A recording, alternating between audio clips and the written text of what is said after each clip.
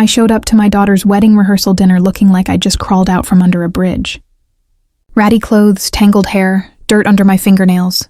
Everyone stared. Her future in-laws physically recoiled. What happened next that evening didn't just ruin the dinner. It destroyed their entire perception of reality and exposed a truth so devastating that my daughter's fiancé's family would never recover from the humiliation. Let me take you back to how I got there and why I did what I did. My name is Catherine Wells, and for 22 years, my daughter Emma never knew the full truth about who her mother really was. To her, I was just Mom, the woman who worked long hours, came home exhausted, cooked simple meals, drove a 15-year-old sedan, and lived in the same modest townhouse since she was born. She knew I worked in property management, which was technically true. What she didn't know was the scale. I own 47 commercial properties across 3 states. Shopping centers, office buildings, luxury apartment complexes. My portfolio is worth north of $280 million. I built it from absolutely nothing, starting with a single rundown duplex I bought at 23 with money I'd saved working 3 jobs. I taught myself real estate law, property development, negotiation tactics. I renovated that duplex with my own hands, literally tearing out walls, installing plumbing, painting until 3 a.m. I rented it out, saved every penny, bought another property, then another. Why keep it secret from Emma? Because I watched too many wealthy families destroy their children with money. I saw kids who never worked a day, who had no sense of value, who treated people like disposables. I refused to let that happen to my girl, so I lived modestly. I drove old cars. I shopped at discount stores. I made Emma get a part-time job in high school. I let her take out student loans for college, though I could have paid cash 20 times over. I wanted her to understand struggle, to develop empathy, to know what it meant to earn something, and she did. Emma became a remarkable woman, kind, hardworking, grounded. She became a social worker helping homeless families, earning $42,000 a year and loving every minute of it. She met James, a nice enough guy who worked in pharmaceutical sales. He seemed decent, respectful, treated Emma well. I had no objections to the engagement. Then I met his parents. The first meeting was brief, casual. Coffee at a neutral location. Richard and Constance Ashford. Old money, the kind of wealth that comes with inherited trust funds and country club memberships passed down through generations. Richard wore a watch worth more than most people's cars. Constance dripped in jewelry and spoke with that particular accent wealthy people develop that sounds like they're perpetually slightly bored. They were polite to me during that first meeting. Polite but distant. I could see them sizing me up. My simple clothes, my lack of designer accessories, my calloused hands. I could practically see the calculations happening behind their eyes. Not one of us. So, Catherine, Constance said, stirring her $7 latte. Emma mentioned you work in property management. That's right, I replied simply. How interesting. So you manage apartment buildings, collect rent, handle repairs, that sort of thing? Something like that. She smiled thinly. Honest work. We need people willing to do those jobs. The condescension was subtle but unmistakable. Richard barely engaged with me at all, checking his phone repeatedly as if he had far more important places to be. When the meeting ended, Constance air-kissed my cheeks and said, "We simply must do this again sometime," in a tone that clearly meant we absolutely would not. Emma was oblivious to the undercurrents. She was in love, planning her wedding, floating on happiness, but I saw it clearly. The Ashfords had assessed me and found me wanting.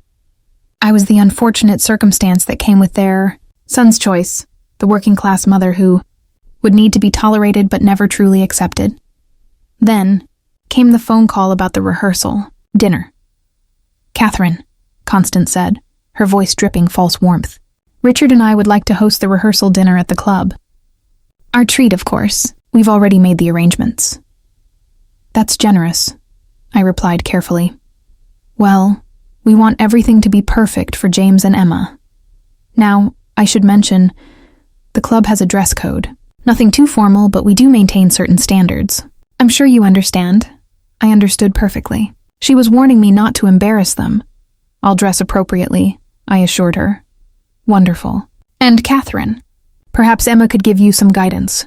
I know these events can be intimidating for people who aren't familiar with—" She didn't finish the sentence. She didn't need to. That's when I made my decision. I would show up to that rehearsal dinner exactly as they expected, as someone who didn't belong, as someone beneath their station, as someone they could pity and condescend to. I would play the part of the struggling, unsophisticated mother perfectly, because I needed to see how far they would go. I needed to know if these were the people my daughter was marrying into, and I suspected they would show me exactly who they were if they thought I couldn't fight back. The week before the rehearsal dinner, I prepared carefully. I went to a thrift store and bought the worst outfit I could find. A stained, oversized cardigan with missing buttons, a wrinkled floral dress that looked like it had been through 20 yard sales, scuffed fake leather shoes with worn-down heels. I found a torn canvas bag with a broken zipper. I stopped washing my hair for 3 days, let it get greasy and tangled. I scrubbed dirt under my fingernails. I removed all jewelry except for a cheap plastic watch. Emma called me the day before the dinner. "Mom, are you excited about tomorrow?" "Of course, sweetheart. What are you wearing?" "Constance mentioned the club has standards. Don't worry about me. I'll figure something out." "Mom, if you need money to buy something nice—" "Emma," I interrupted gently. "I'm your mother. Let me worry about myself." She hesitated. "Constance can be a little particular. I just don't want you to feel uncomfortable. I'll be fine. This dinner is about celebrating you and James. That's all that matters." But it wasn't fine, and I knew it wouldn't be. Saturday evening arrived. The Ashford Country Club sat on manicured grounds behind iron gates, tennis courts, golf course, a sprawling clubhouse that looked like a colonial mansion. Luxury cars filled the parking lot. I pulled up in my ancient Honda Civic, its exhaust rattling loudly enough to turn heads. I got out slowly, adjusting my terrible outfit. The valet approached, then stopped, his expression shifting from professional courtesy to visible confusion. Good evening. Are you here for an event?" "The Ashford rehearsal dinner," I said, making my voice small, uncertain.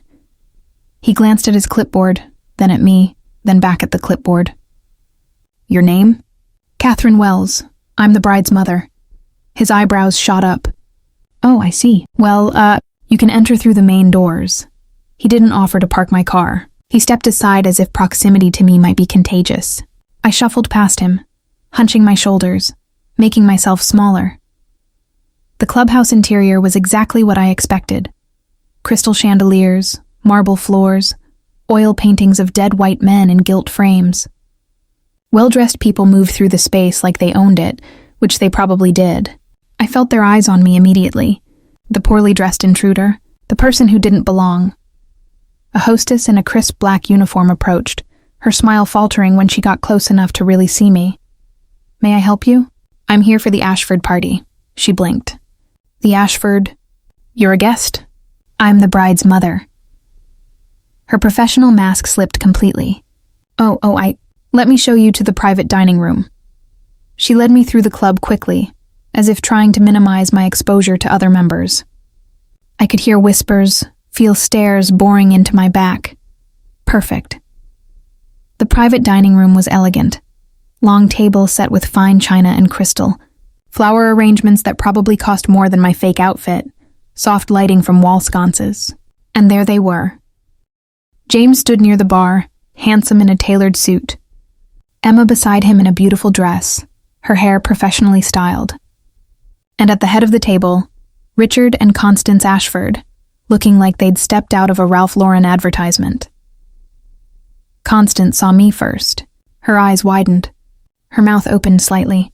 For a fraction of a second, her carefully maintained composure shattered, revealing pure horror. Emma turned. "Mom!" Her voice was bright, but I heard the undertone. Shock, embarrassment, confusion. She hurried toward me, heels clicking on the hardwood floor. "Mom, what? Why are you—" "Hello, sweetheart. Sorry I'm late." James approached, his expression carefully neutral. "Catherine, good to see you." Richard stood slowly. Constance remained seated, one hand pressed to her collarbone as if she might faint. "Catherine," Richard said, his voice strained. "Welcome." The hostess who'd led me in had disappeared quickly. "Smart woman. Thank you for having me." I said, voice timid, eyes downcast. This place is so fancy. I've never been anywhere like this before. Constance finally found her voice. Catherine, what happened? Are you all right? Did something occur? Oh, I'm fine, I replied, shuffling toward an empty chair at the far end of the table. Just came straight from, well, you know, busy day. Emma's face was red. Mom, maybe you want to freshen up? There's a ladies' room. I'm okay, honey. Don't fuss. James gently touched Emma's arm. It's fine. Let's all sit down. But it wasn't fine. The tension in that room was thick enough to choke on.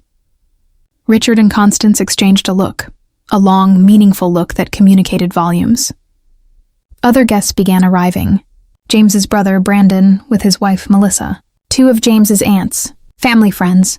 Each one registered visible shock when they saw me, then quickly tried to hide it. We sat down. I was placed at the end farthest from Richard and Constance predictably. A waiter appeared with menus, leather-bound, no prices listed. Constance cleared her throat delicately. Catherine, have you eaten here before? No, ma'am. Never been to a place like this, I see. Well, everything is excellent. Though perhaps... She glanced at the menu. Perhaps the simpler items might be more comfortable for you. The chicken is quite nice. I appreciate that, I said, nodding eagerly. I don't really understand fancy food anyway. Emma looked like she wanted to disappear into the floor. James was studying his menu with intense focus, avoiding eye contact with everyone. Brandon, James's brother, leaned over. Catherine, I have to ask, did you have car trouble?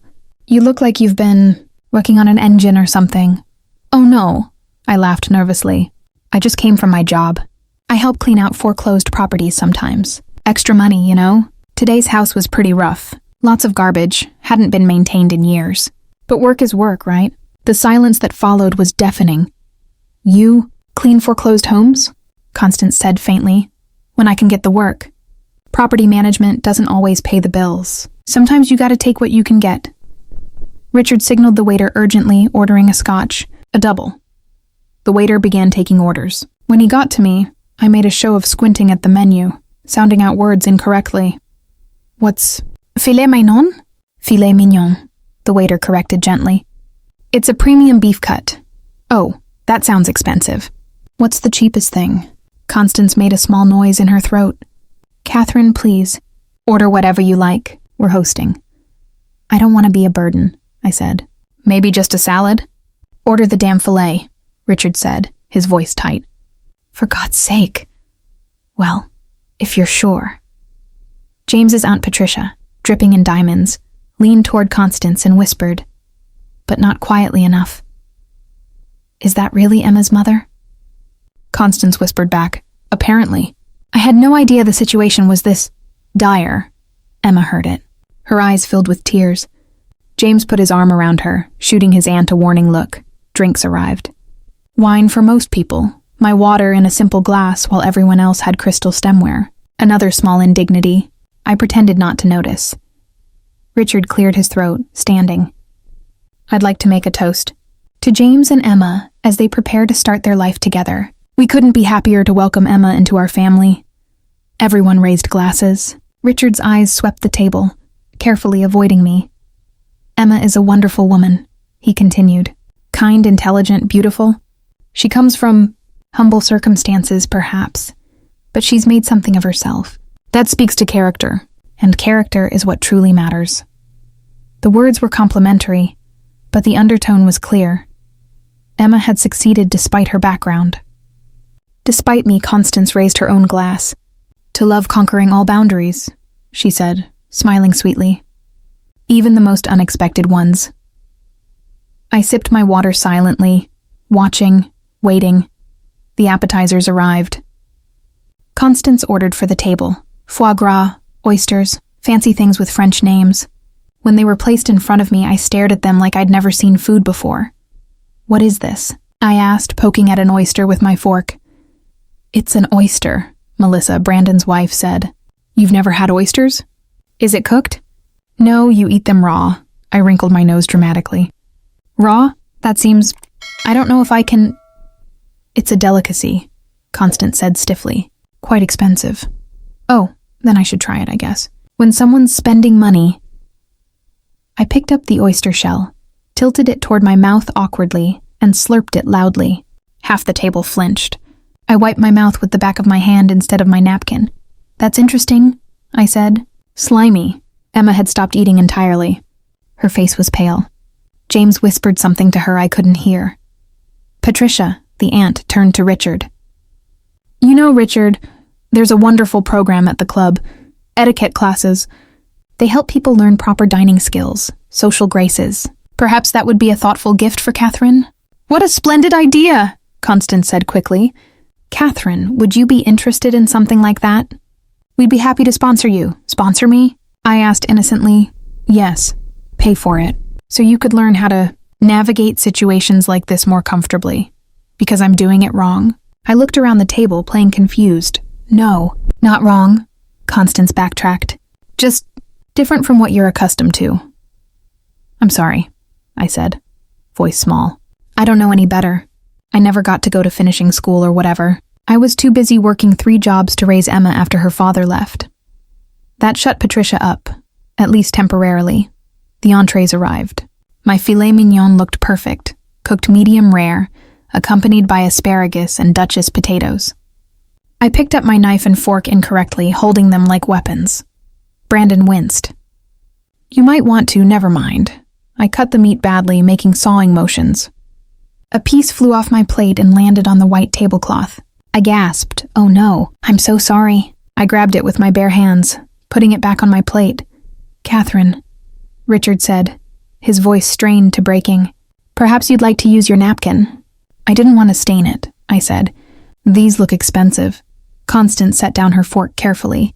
Too carefully? James, darling, would you and Emma help me select the dessert menu? In the kitchen? It wasn't a request. James and Emma stood, following Constance out of the private dining room. The moment they left, the atmosphere changed instantly. Richard turned to me, his polite facade evaporating. What the hell is this? I'm sorry? This performance. Showing up looking like you're homeless, acting like you've never held a fork before. What are you trying to do? I blinked innocently. I don't understand. I just came from work. Bullshit, Patricia interjected. No one is that clueless. You're trying to embarrass us. Embarrass you? I let my voice waver. I'm just being myself. I can't help it if I don't fit into your world. I'm doing my best. Your best? Constance had returned alone. Emma and James were apparently still in the kitchen. She closed the door behind her with a decisive click. Your best would have been bathing before you came. Your best would have been buying a decent dress. Your best would have been learning basic table manners. I don't have money for... Don't. She held up one manicured hand. Just don't. We need to have an honest conversation, Catherine. Adult to adult.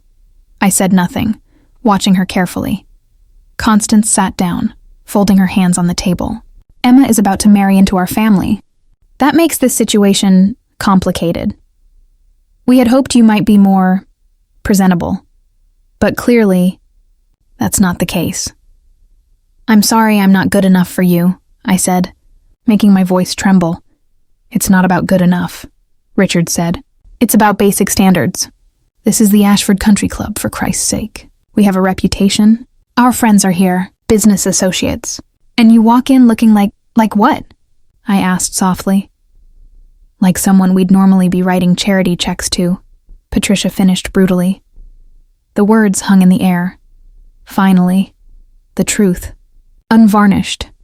Here's what's going to happen, Constance said, her voice businesslike now. After the wedding, we expect you to maintain an appropriate distance. See Emma on holidays, of course, but understand that she'll be part of our world now, a world that requires certain standards you can't meet.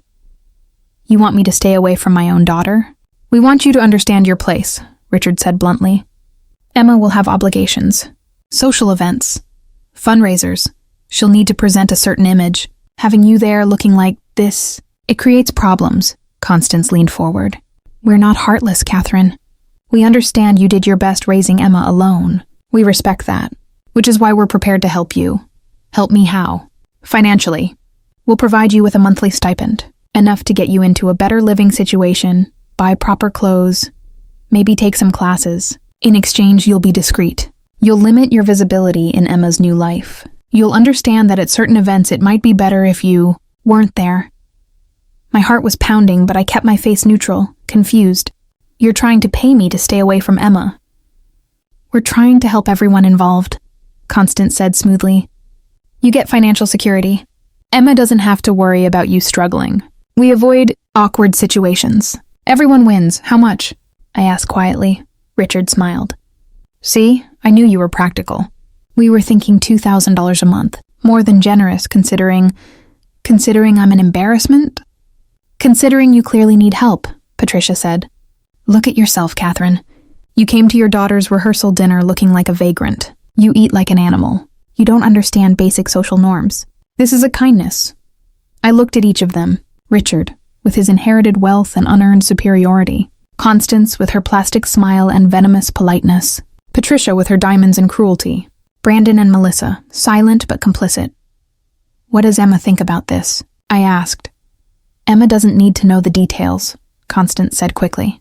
We'll simply tell her we're helping you financially because we care. She'll be grateful. It removes a burden from her. A burden, I repeated flatly. Let's not play games, Richard said. Emma worries about you. We all know it.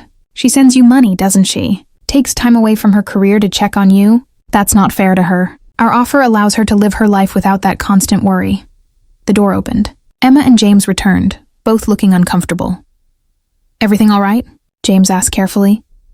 Wonderful, Constance said brightly. We were just chatting with your future mother-in-law. Catherine, why don't you think about what we discussed? Take a few days. Emma looked between us suspiciously. What did you discuss? Just boring family logistics, Richard said. Nothing to worry about. But Emma knew her mother. She sat down next to me, taking my hand. Mom, are you okay? I looked at her. My beautiful, kind, innocent daughter. She had no idea what kind of family she was marrying into. She saw James's love, his decency. She hadn't yet seen the rot underneath. I'm fine, sweetheart. You don't look fine. You look... Did they say something to you? Emma, Constance interjected. Your mother and I were just discussing... I asked my mother, not you. The table went quiet. Emma rarely showed her spine, but when she did, it was unmistakable. James put his hand on Emma's shoulder. Let's all take a breath. It's been a long evening, has it? Emma turned to him. Because it seems like the evening just got interesting. Emma, please, I said softly. It's your rehearsal dinner. Don't let me ruin it. You're not ruining anything, she said firmly. Then looking at Constance, what did you say to my mother? Constance's smile was brittle. We simply made a generous offer to help her financially. We thought, in exchange for what? Silence. In exchange for what?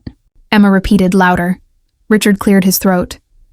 In exchange for understanding that certain social situations might be difficult for her to navigate, and that perhaps it would be more comfortable for everyone if my mother stayed away. Emma finished, her voice cold. That's what you meant, isn't it? Emma, you're being dramatic, Patricia said. Am I? Because it sounds like you invited my mother to dinner, just to insult her, and then bribe her to disappear from my life. It wasn't like that, Constance protested. We were trying to be practical. Practical? Emma laughed bitterly. You think I don't see what this is? You've been judging my mother since the moment you met her. You think she's not good enough for your precious country club, your precious reputation? Emma, James said quietly, maybe we should talk about this privately. No. Emma stood up. We're talking about it right now. Because if this is who your family is, James, I need to know before I marry you. The room was dead silent. Richard's face had gone red. Constance looked like she'd bitten into something rotten. I stood up slowly. Emma, it's okay. It's not okay, Mom. She turned to me and I saw tears streaming down her face. You've spent your whole life sacrificing for me, working yourself to death, going without so I could have things, and these people think they can just buy you off like you're nothing. We never said she was nothing, Constance said stiffly. You didn't have to say it. You showed it. From the moment she walked in, you've treated her like she doesn't belong, like she's beneath you. Well, she did show up looking like... Patricia began. Like what? Emma shouted. Like someone who works hard? Like someone who isn't obsessed with appearances? Like someone who actually has to worry about money instead of just spending Daddy's trust fund? That's enough, Richard said sharply. No, Emma replied. It's not nearly enough. She turned to me, taking both my hands. Mom, I'm so sorry. I'm so sorry I brought you here, that I let them treat you this way. I should have known, Emma, I said gently. Stop. But I know exactly what they did. And I let them. Everyone looked at me. Something in my tone had shifted. The timid, uncertain woman from earlier was gone. What do you mean? Emma asked. I smiled. Not a nervous smile. A different smile entirely. I mean, I came here tonight dressed like this on purpose. I wanted to see exactly how your future in-laws would treat someone they considered beneath them. And they showed me. Perfectly. Constance's face went white. What? I straightened up, rolling my shoulders back. Suddenly I wasn't hunched, wasn't small, wasn't uncertain. I stood at my full height, meeting Richard's eyes directly. Let me introduce myself properly. Catherine Wells, owner and CEO of Wells Property Group. Perhaps you've heard of us? We manage over $280 million in commercial real estate across 3 states. The silence was absolute. We own 47 properties, including, oh, this is interesting, including the Riverside Plaza Shopping Center where your pharmaceutical company has its regional headquarters. James, we're actually your landlord. Small world. James's mouth opened and closed without sound. I turned to Richard. We also own the Grandview office complex downtown. I believe your investment firm leases 3 floors from us. I recognize you from the tenant directory. Richard had gone from red to purple. And Constance, I continued. That boutique you own in the Eastgate Center, the one you're always bragging about on social media. We own that center. In fact, I personally approved your lease renewal last year. Constance looked like she might vomit. Patricia, Brandon, lovely to meet you both. I don't think we have any direct business relationships, but I did notice your Mercedes in the parking lot. Nice car. I have 3 of them, though I prefer to drive my old Honda when I want to be inconspicuous. I pulled out my phone. Not the cheap one I'd been using earlier, but my actual phone. I opened my banking app, turned the screen toward Richard.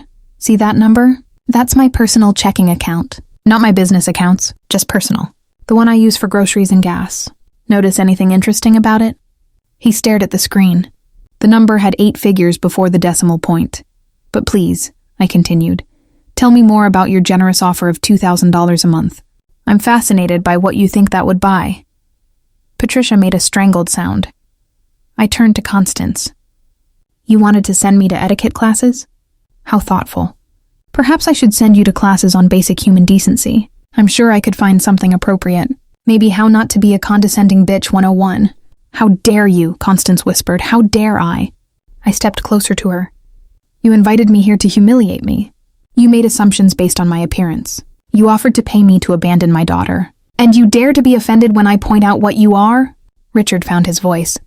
This is absurd. If you're so wealthy, why do you live like what? Like someone normal? Because I am normal, Richard. Money doesn't make me better than anyone else. Unlike you, I don't need designer clothes and country club memberships to feel valuable. I know my worth. It has nothing to do with my bank account. Then why the charade?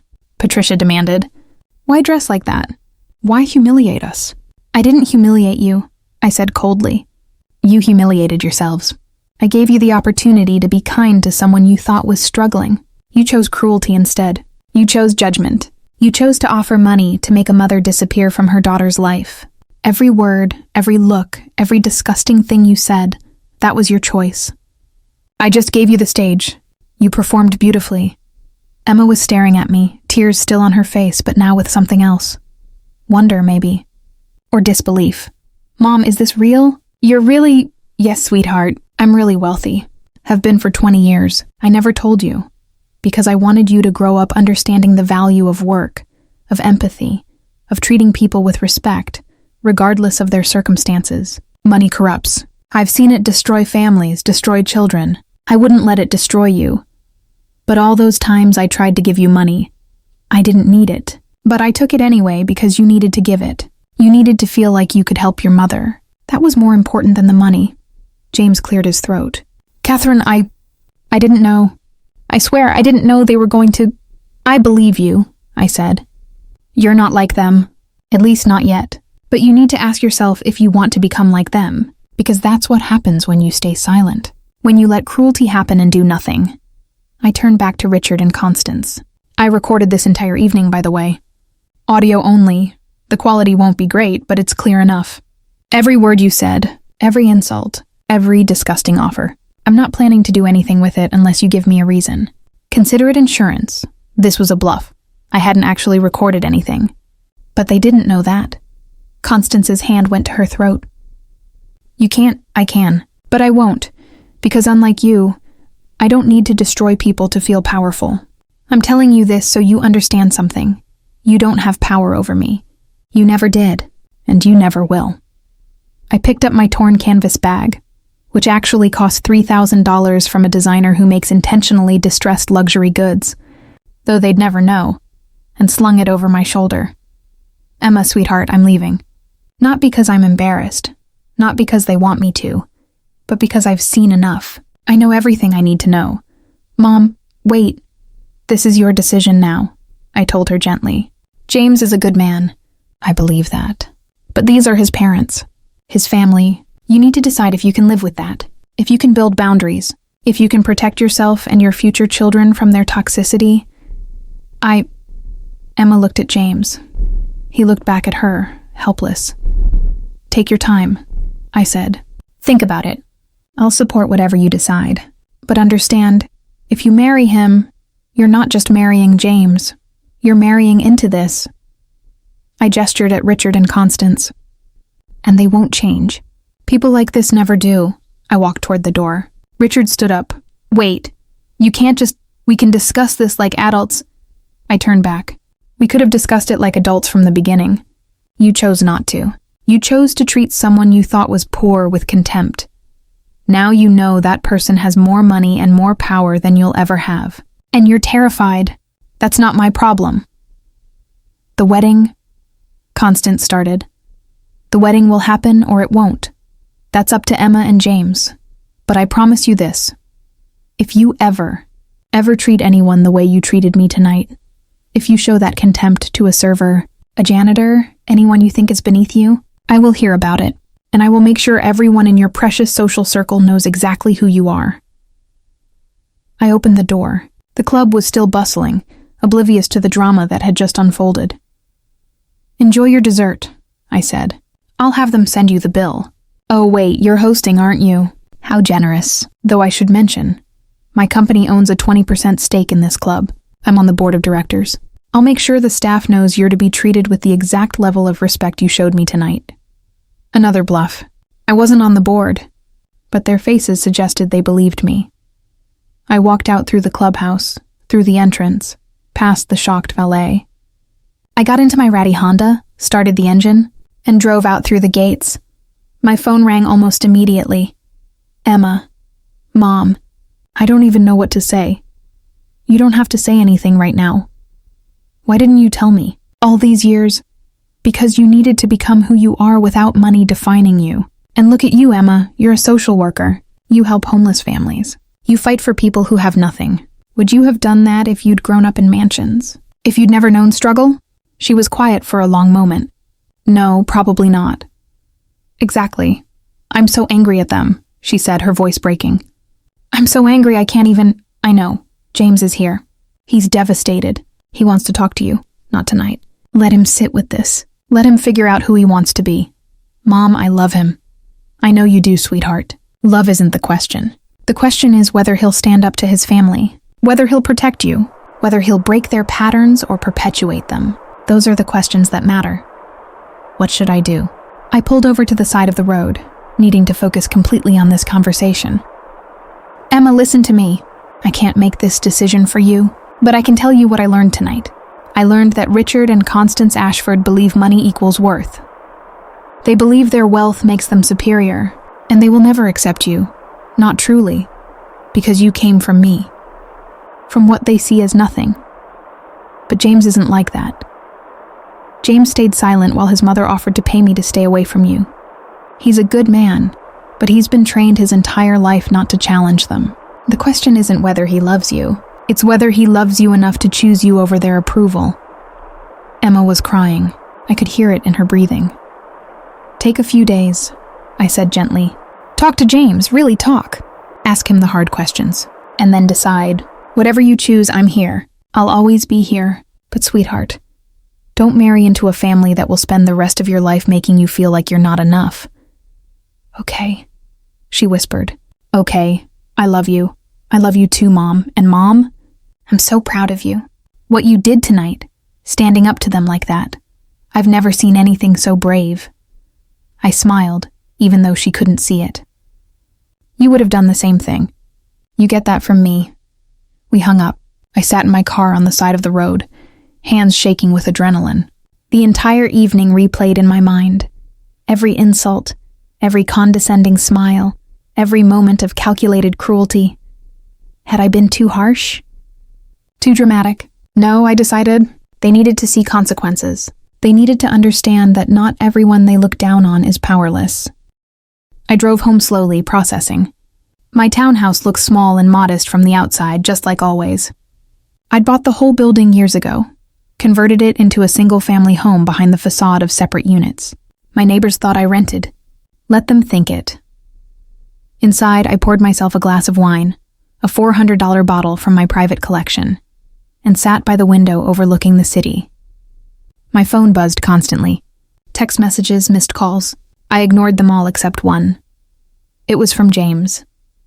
Catherine, I need to talk to you. Please, I'm so sorry. I had no idea they would. We need to make this right. I replied simply, not tonight. Give Emma space, then we'll see. 3 days passed. I went to work as usual. Meetings, property inspections, contract negotiations. Nobody at the office knew about the rehearsal dinner drama. Why would they? It was personal, contained. On the 3rd day, Emma showed up at my office. My assistant looked flustered. Ms. Wells, your daughter is here. She doesn't have an appointment, but she says it's important. Send her in. Emma walked into my corner office with its floor-to-ceiling windows overlooking downtown. She stopped just inside the door, looking around as if seeing it for the first time. Which, in a way, she was. This is really your office. This is really my office. She moved to the window, staring out at the city. I see 3 of your buildings from here. 4, actually. The Riverside Plaza is just behind that tower. She turned to face me. Her eyes were red, but she looked determined. I called off the wedding. My heart sank. Emma, let me finish. I called it off because I needed to know who James really is. I needed to see if he would fight for us or protect them. So I told him we were done unless things changed. And he went home and had the biggest fight with his parents he's ever had in his life. He told them they were cruel. He told them what they did was unforgivable. He told them if they ever treated you, or anyone, like that again, he'd cut them off completely. How did they take it? Emma laughed bitterly. Not well, Constance cried. Richard threatened to disinherit him. Patricia called me a gold digger, which is hilarious considering... She gestured around the office. Considering my mother could buy their entire family portfolio without noticing the dent in her bank account. I couldn't help but smile at that.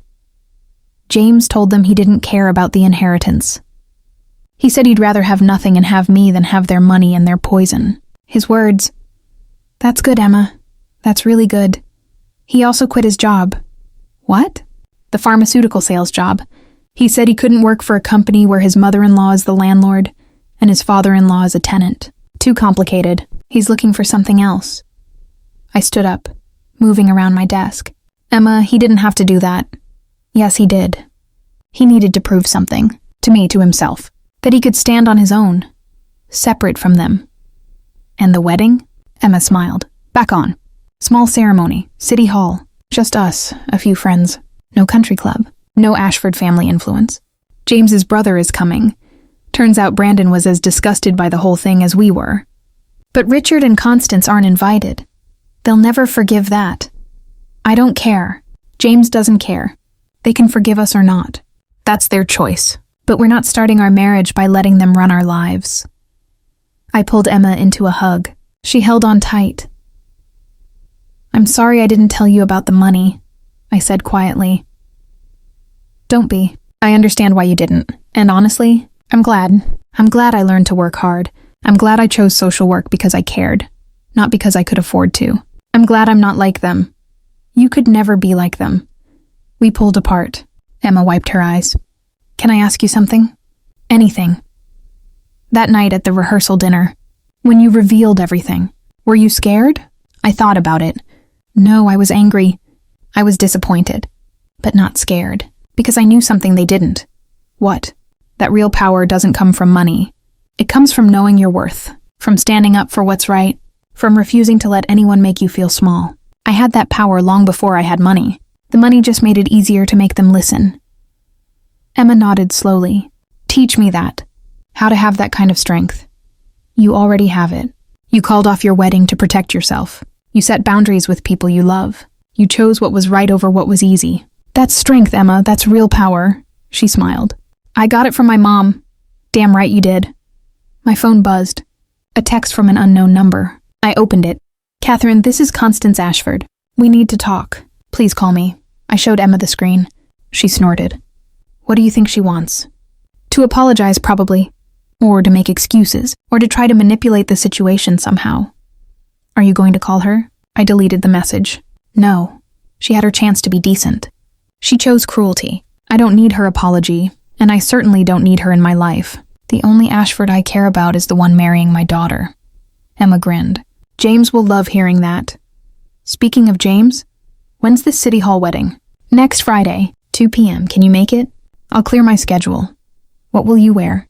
I smiled. Something simple. Because that's who I am. Though maybe I'll skip the fake dirt under my nails this time. Emma laughed, and the sound filled my office with light. The wedding the following Friday was perfect. Simple, intimate, genuine. James wore a regular suit, not designer. Emma wore a white dress from a department store. I wore a nice but modest outfit. Nothing flashy, nothing ostentatious. The judge who married them was professional and warm. Brandon served as James's best man. Emma's best friend from college was her maid of honor. There were no elaborate flower arrangements, no string quartet, no ice sculptures. Just two people who loved each other, committing to a life together. When the judge pronounced them married, James kissed Emma like she was the only person in the world. And for him, she was.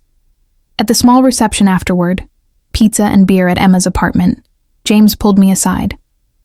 Catherine, I need to say something. Go ahead. I'm sorry. I'm so sorry for what my parents did, for what they said, for how they treated you. There's no excuse. I should have stopped it immediately. But you didn't know what was happening until it was too late, I said. I saw how they looked at you when you arrived. I saw their faces. I should have known something was wrong. I should have protected you. James, you're not responsible for your parents' choices. Only your own, I know. And I'm choosing to be different, to be better. Emma deserves better. Any future kids we have deserve better. And you deserve better. I put my hand on his shoulder.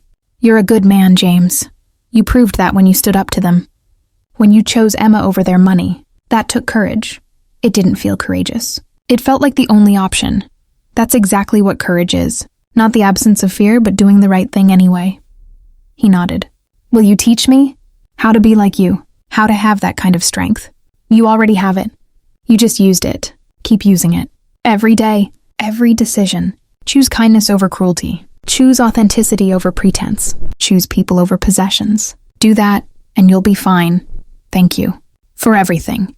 For raising Emma to be who she is. For showing us what real integrity looks like. For being the kind of person I want to be. We hugged. Emma watched from across the room, smiling through happy tears. The weeks after the wedding passed quietly. I heard through Emma that Richard and Constance were devastated by their exclusion, that they'd tried multiple times to contact James, to apologize, to reconcile.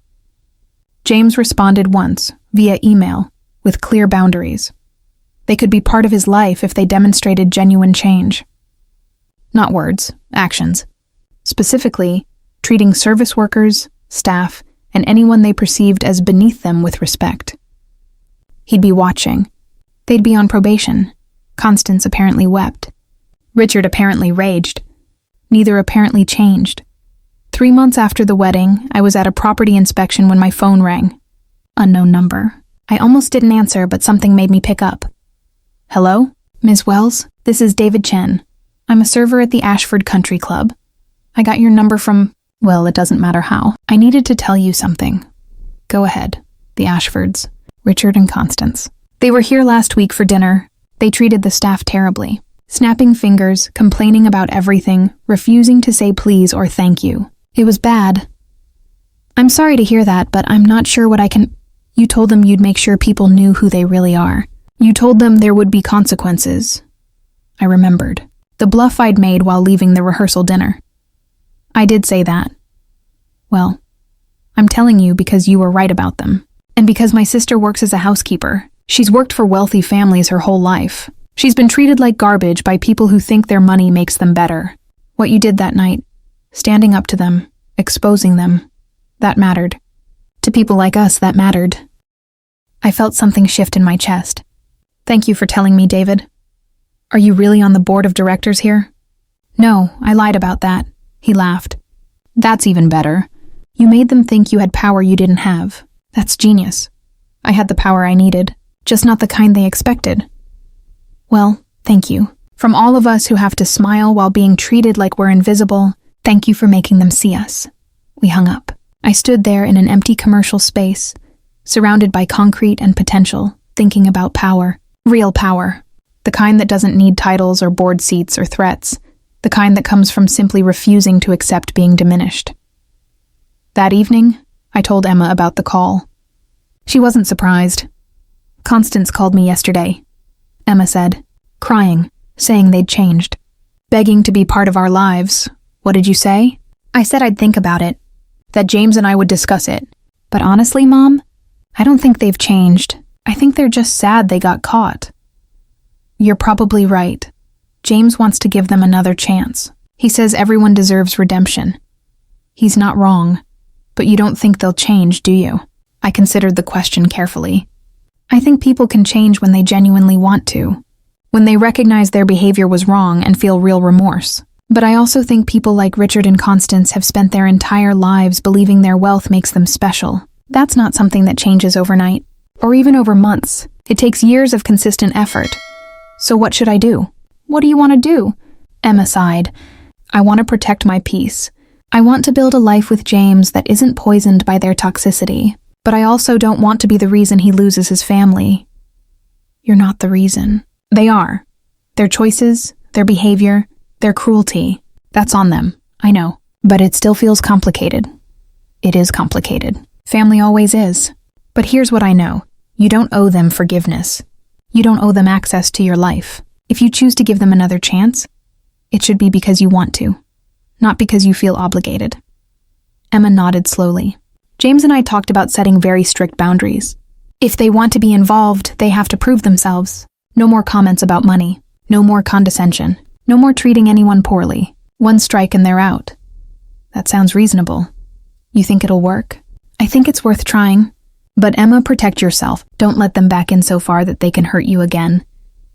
I won't. And Mom, if they ever say anything about you again, they won't, I said confidently. Because they know what I'm capable of now. They know I'm not someone they can dismiss or intimidate. That knowledge is protection enough. 6 months later, I attended a charity gala. Not because I enjoy such events. I generally find them tedious. But because a cause I care about was being honored. Youth homelessness prevention. Emma's organization was receiving a grant. I wore an elegant dress, real jewelry, designer shoes, my hair professionally styled. I looked like I belonged in that ballroom full of wealthy donors and society figures. And there, across the room, I saw them. Richard and Constance Ashford. They saw me at the same moment. Constance's hand went to her husband's arm. They froze. I could have avoided them.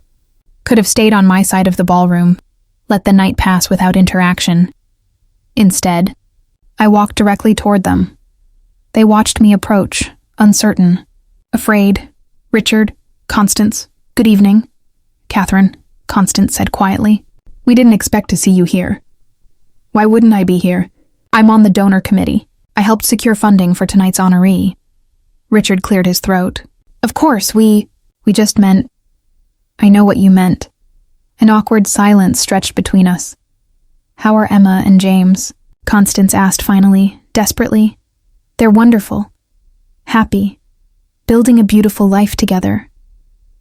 We've been trying to reach out, Richard said, to make amends. To show we've changed, have you?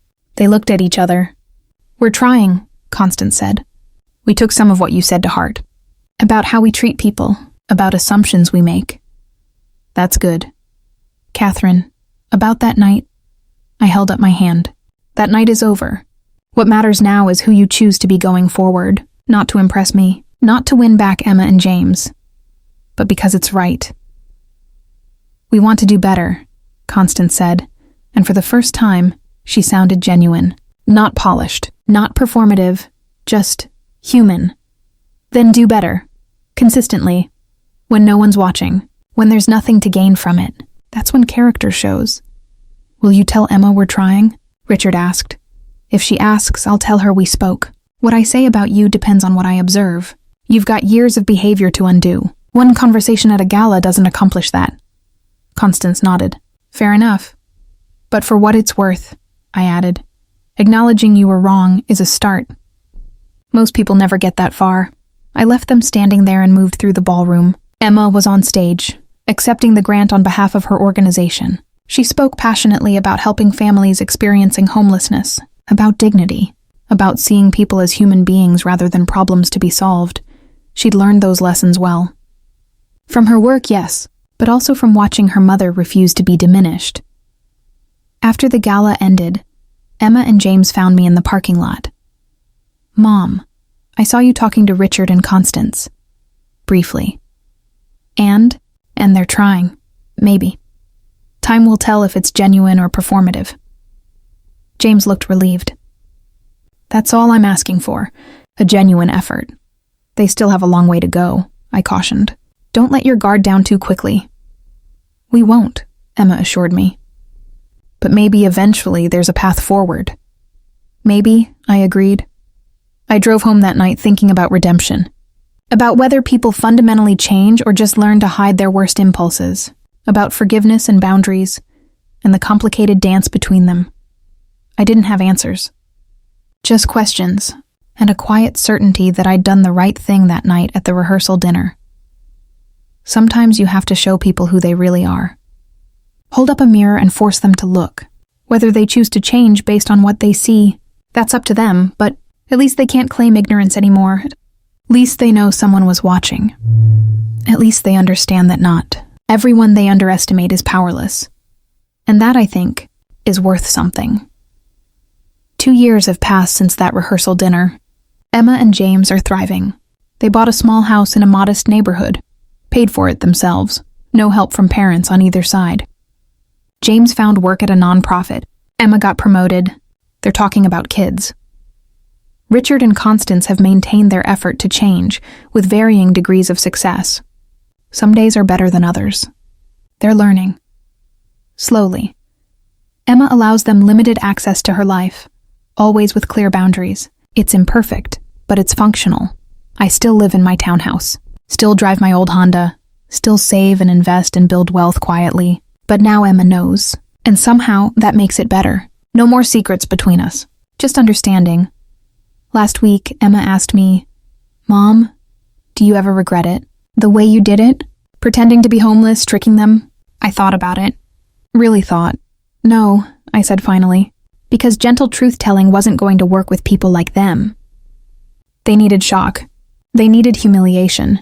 They needed to understand what it feels like to be judged unfairly, dismissed completely, treated as less than. Without that, nothing would have changed. You think anything did change?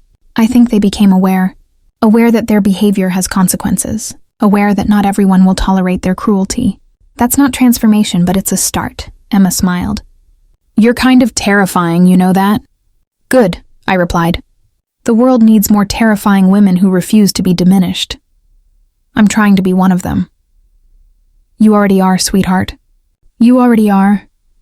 So here's what I learned from dressing like a homeless woman and watching wealthy people reveal their true nature. Money doesn't make you better or worse. It amplifies what's already there. Good people with money can do tremendous good. Terrible people with money can do tremendous harm. But the real measure of a person isn't their bank account. It's how they treat someone who can do nothing for them, how they speak to servers, how they see people they consider beneath them. That night at the rehearsal dinner, Richard and Constance showed me who they were. Not who they pretended to be in public, who they actually were when they thought it was safe to be cruel. And I showed them who I was. Not a victim. Not someone to be pitied or dismissed. Someone who would always fight back. Did you enjoy this story? What would you have done in my position? Would you have revealed yourself or stayed silent? And which city are you listening from? I'd love to hear your thoughts in the comments. If this story resonated with you, consider supporting the channel so I can bring you more real-life stories like this one. There are 2 more incredible stories on your screen right now that I think you'll love. And don't forget to subscribe. We have so many more powerful stories to share. Until next time, remember, never let anyone make you feel small. Your worth isn't determined by what you wear or where you live. It's determined by how you treat others and how you refuse to accept being treated poorly. With love and respect, I'll see you in the next story.